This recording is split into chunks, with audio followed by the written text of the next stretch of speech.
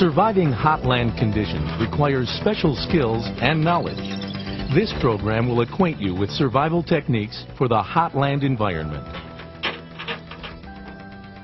1/5 of the Earth's landmass is desert terrain. There are more than 80 named deserts on Earth, but we must not confine our perceptions of hotland environments only to desert terrain. Deserts are defined as those areas which receive less than 10 inches of rainfall per year. Deserts generally fall into one of three categories: sand, rock, or salt. A desert may be a combination of any or all of these. But a hotland area does not necessarily mean a desert area.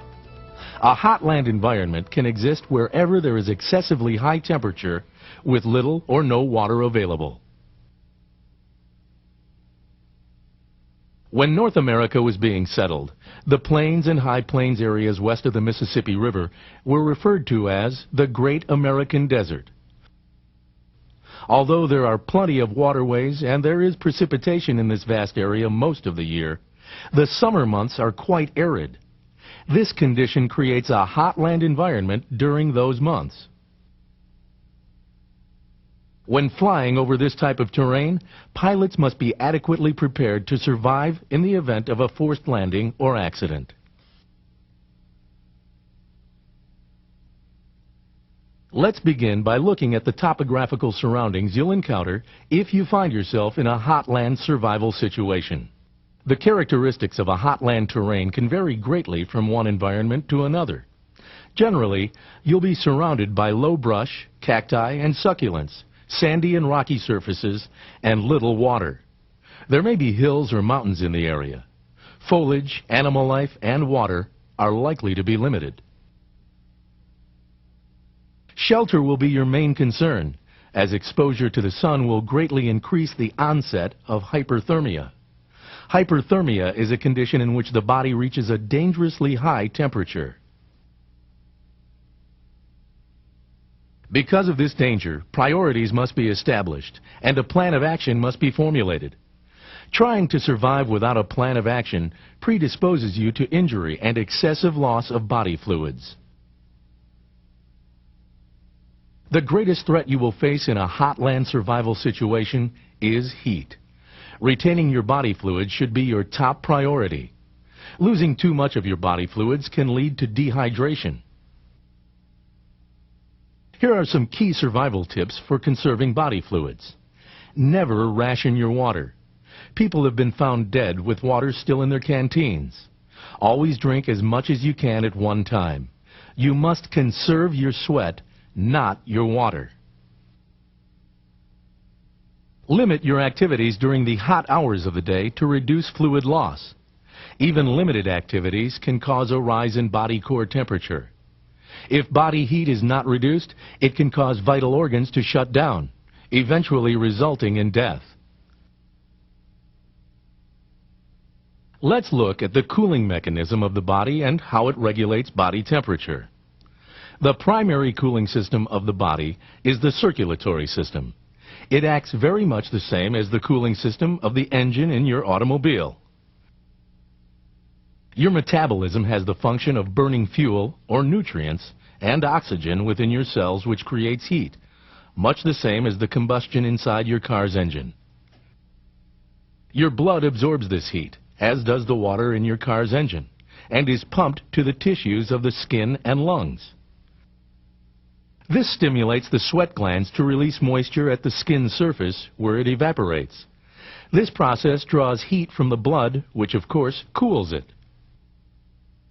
Heat is also released from the lungs through exhaled water vapor. This action is termed transpiration. If the quantity of fluids in the skin is reduced to the point that perspiration stops, the cooling system will cease functioning. This is similar to the way your car engine overheats and shuts down if its cooling system runs dry. If you do not replenish your fluids in sufficient quantity, fluid loss may exceed fluid intake. This is why rationing, in essence, just wastes the water you drink. The rule to remember is, conserve your sweat, not your water. Now let's discuss the stages and physiological problems associated with hyperthermia. It's important to recognize these symptoms and know how to treat them. Hyperthermia can manifest itself in the form of heat cramps or heat exhaustion and may eventually lead to heat stroke. The first stage of hyperthermia is heat cramps. Heat cramps are painful, involuntary spasms of the major muscles used in intense exercise. Heat cramps are common in hot weather and are believed to be caused by excessive water and sodium loss through sweating. The recommended treatment for cramps is drinking a saline solution of 1 teaspoon of salt in 1 liter of water. Prevention of heat cramps is best done by maintaining adequate hydration and salt intake. The next stage is heat exhaustion. It is a precursor to heat stroke. As with heat cramps, heat exhaustion is caused by excessive fluid loss. Heat exhaustion is characterized by profuse sweating, elevated temperature, fatigue, hyperventilation, dizziness, nausea, and vomiting. Your mental abilities and judgment may also be impaired. Heat exhaustion is easily treated by drinking plenty of fluids. External cooling is helpful too. Ice packs may be safely used. The final stage of hyperthermia is heat stroke. Heat stroke occurs when the body heat loss mechanisms are insufficient to meet environmental demands. Heat stroke is characterized by hot, dry skin, body core temperature greater than 106 degrees Fahrenheit, irritability, confusion, difficulty concentrating, headache, cold chills, and can progress to coma. A common misconception is that sweating always ceases when one is suffering heat stroke. Although this usually occurs, profuse sweating may be experienced, as with heat exhaustion. Therefore, it is imperative that the body core temperature be reduced to 102 degrees Fahrenheit as rapidly as possible. This reduction can be accomplished by placing the victim in a shaded area, applying ice packs or wet cloths, and exposing the victim to breezes or fanning to accelerate evaporation. As with any heat stress, rapid fluid replacement is crucial. There are several factors that can influence heat loss or dissipation: physical condition, age, and most importantly, shelter. Physical condition and weight can affect heat tolerance. Overweight people are less heat tolerant than others. It is not apparent whether the excess weight or lack of physical conditioning is the problem. Fat is an insulator, so it decreases heat loss to the environment. Lack of conditioning may cause the overweight person to lack the good circulation necessary for effective cooling. Age is another factor that may influence heat loss. Elderly people and children are at a higher risk when exposed to excessive heat. A possible cause for a lower heat tolerance in older people is the reduction in sweat production.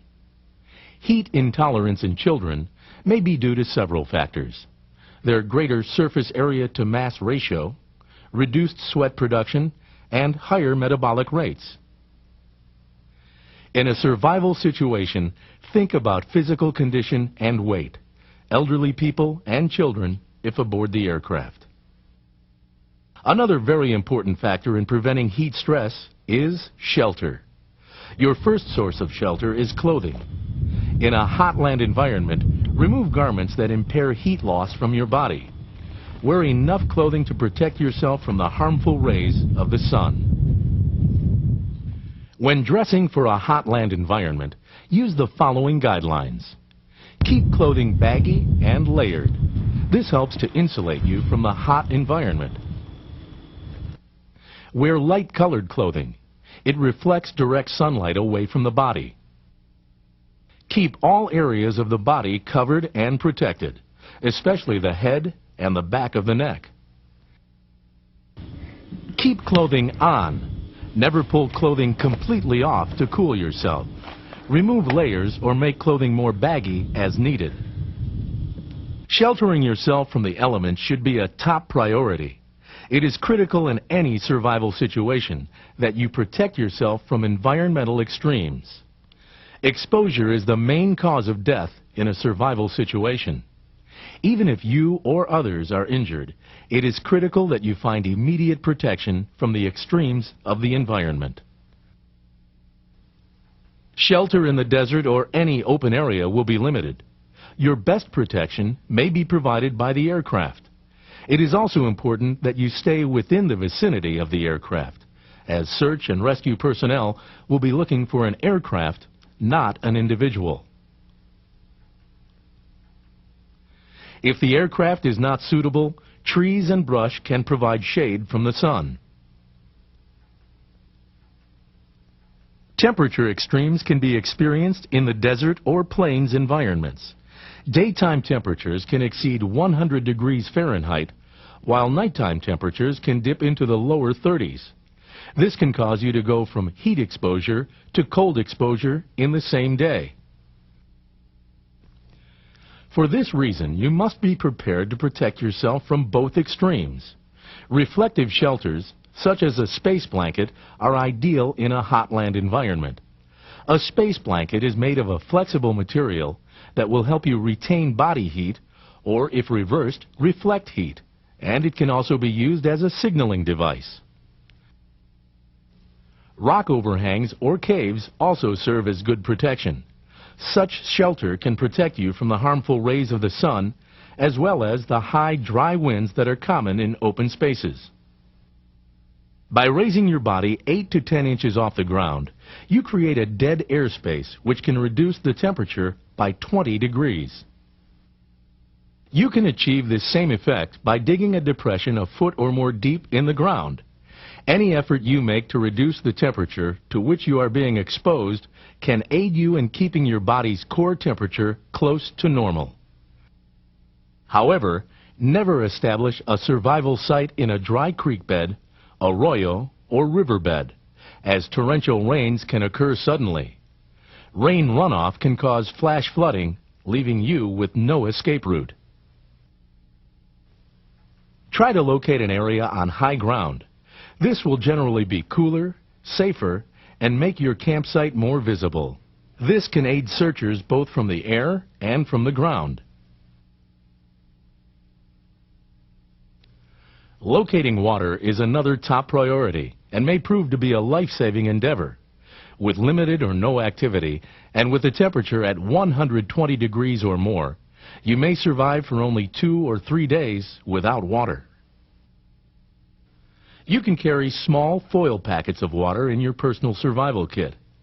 This can help sustain you until you are able to find water. Although water will be scarce, it can be found by using various methods. Finding surface water can be difficult, but if you look in rock depressions, you may find water that has pooled. This may be brackish, but may be your only source. Morning dew in grassy areas may also provide sufficient water. It can be collected by tying absorbent cloth around your ankles and walking through the moisture-laden foliage. The water absorbed by the cloth can then be wrung out and consumed. Water may also be found in dry washes and riverbeds by digging in depressed areas or in outer banks of bends in the riverbed. One of the best methods of obtaining water is by using a transpiration bag. A transpiration bag can be constructed by placing a large plastic bag, such as a lawn or leaf bag, over the branch of a tree or bush. Heat from the sun will cause moisture to be drawn from the foliage on the branch. This moisture will condense on the inner surface of the bag during the cool hours of the night. The amount of water obtained will depend on the density of the foliage. Up to 2 gallons of water per day for 3 days can be collected from the same branch. Bushes or deciduous and coniferous trees will all produce palatable water in sufficient amounts to sustain life. Cactus will provide water in amounts sufficient enough to sustain life in a dry land situation. Contrary to popular belief, cacti will not yield flowing water. Moisture must be sucked from the meat of the plant. However, an exceptional amount of fluid is held within cactus plants. There are many varieties of cacti. Those producing the greatest amounts of moisture for consumption are the saguaro, beryl, and prickly pear. These are also the most prolific. The meat of the cactus can provide some nutritional value if eaten. Regardless of its source, water should always be purified. Mountain streams may appear crystal clear, but can contain pathogens and other unseen contaminants. Regard all water as being contaminated. There are several ways to purify water. Filtering water through a piece of cloth is called clarification and is not effective in removing bacteria, chemicals, parasites, or other contaminants. This process merely removes particulates from the water. Purification tablets work well, but be aware that some products have a limited shelf life. To be effective, tablets must be used before their expiration date. Iodine drops or chlorine work just as well and do not lose their potency. 2 drops per quart will purify the water. The best way to purify water is by boiling it. Boiling water for 2 minutes destroys any viruses, bacteria, or pathogens in the water. Pouring water back and forth between 2 clean containers restores its palatability. Charcoal filtration with a filter pump is another effective method of purifying water. There are several quality filter pumps on the market. Just remember, the pump's size should be compatible with the size of your survival kit. It's imperative that you keep your body hydrated in a hot land survival situation. So be aware that water is available from many sources if you know where and how to find it. More importantly, know how to make it safe to drink.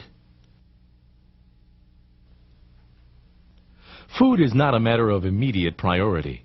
The average adult can live up to 5 weeks without food. Actually, it is best to refrain from eating unless you have sufficient water to accompany it. It takes a great amount of fluid to aid the digestion of food. So unless water is available, you should not consume food in any form. Proteins require more fluid for digestion by the body than do carbohydrates. So refrain from eating those foods high in protein, such as meats and beans. Carbohydrates provide complex sugars and starches, which the body utilizes as long-term energy-producing nutrients. When assembling your personal survival kit, it is advisable to put nutritional bars or dried fruit in the kit. The body can utilize carbohydrates over the long term with a minimum fluid loss.